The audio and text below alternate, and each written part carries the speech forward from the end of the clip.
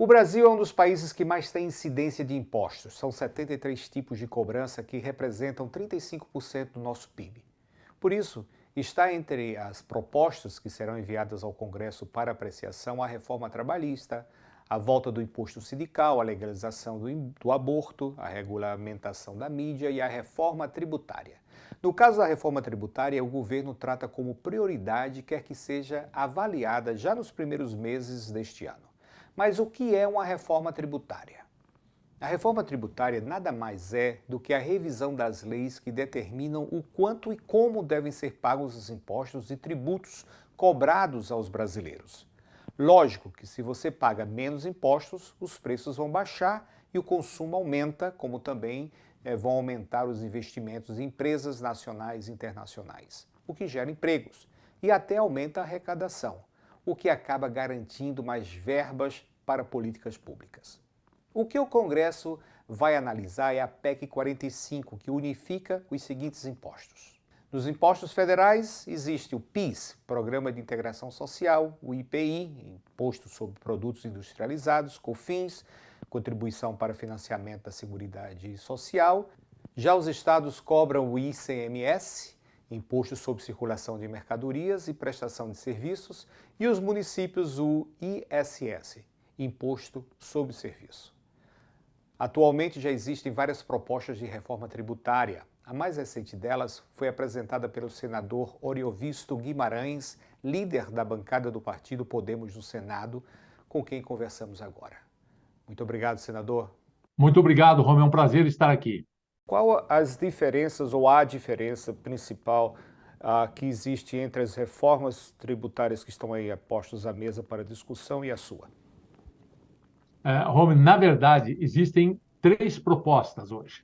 2 propostas já são antigas. É a PEC 110 e a PEC 45. Deixe-me lhe explicar que PEC, em português, significa Projeto de Emenda à Constituição. Esses 2 projetos de emenda à Constituição, que institui um novo arcabouço tributário, um novo conjunto de leis, segundo as quais os impostos brasileiros seriam recolhidos, tanto o 110 como a 45 são muito semelhantes. Fundamentalmente, eles unem vários impostos em um único imposto, e eles criam um imposto novo sobre os serviços, e eles também mexem na autonomia de estados e municípios, e mexem também nos impostos federais. A PEC 46, que eu protocolei agora, no final do ano passado, que não foi um projeto elaborado por mim, eu sou o autor diante do Congresso, porque assumi esse papel, mas ela, na verdade, foi elaborada por um movimento chamado Simplifica Já. Como diz o nome, ela é um projeto de reforma tributária que visa a simplificar os tributos e a fazer uma reforma que todos entendam, que todos os brasileiros, todos os empresários, todos os pagadores de impostos possam entender o que é que está mudando e quanto é que vão pagar. É claro que se você vai abrir uma empresa, uma das suas grandes preocupações será sempre que impostos eu terei que recolher. Não é? E as 2 propostas que existem hoje lá no Congresso, tanto a 110 como a 45, são absolutamente confusas e eu acho que deixariam o que a gente chama aqui de manicômio tributário, deixaria o manicômio maior ainda. Enquanto que a nossa proposta visa basicamente o quê? Simplificar. Simplificar como? O que nós estamos propondo? Uma única legislação estadual para os 27 estados. Então, você elimina 27 legislações diferentes e fica com uma única legislação. E os estados estão concordando com isso. O que nós estamos propondo para os municípios? Eliminar 5.000 e tantas legislações diferentes dos impostos municipais e ter uma única legislação para o Brasil todo. E a Associação Nacional dos Municípios está de acordo com isso. Os impostos federais, se o governo federal quer simplificar, ele pode fazer por portarias. Não há necessidade de mexer na Constituição para isso. A questão do imposto em cascata já se tenta evitar há muito tempo aqui no Brasil. Ele era muito sério quando você tinha aquela questão de aquele imposto sobre o cheque, né? Que aí você tinha um problema muito sério com o imposto em cascata. Os impostos que existem hoje, eles são confusos, mas eles não estão com um grande problema de imposto em cascata, não. Também tenho entendido, pelo que tenho lido, etc., que tanto a oposição quanto a situação são muito simpáticos a essa questão da reforma tributária. É assim mesmo? Não é assim. Não é verdade isso. Tanto não é verdade que já fazem mais de 20 anos que tentam fazer a reforma tributária no Brasil e não conseguem. Fernando Henrique Cardoso, lá atrás, mandou dois projetos. Não passou, nenhum dos dois. O Lula, em governos anteriores, mandou também projetos. Não passou, não passa no Congresso.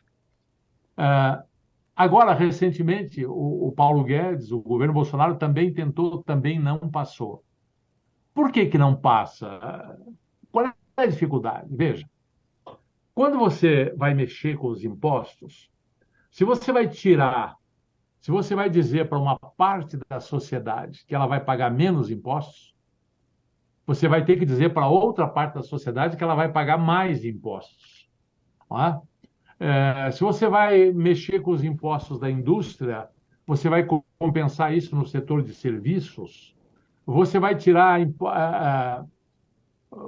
você vai tributar você vai tributar menos o consumo, você vai ter que tributar mais a renda.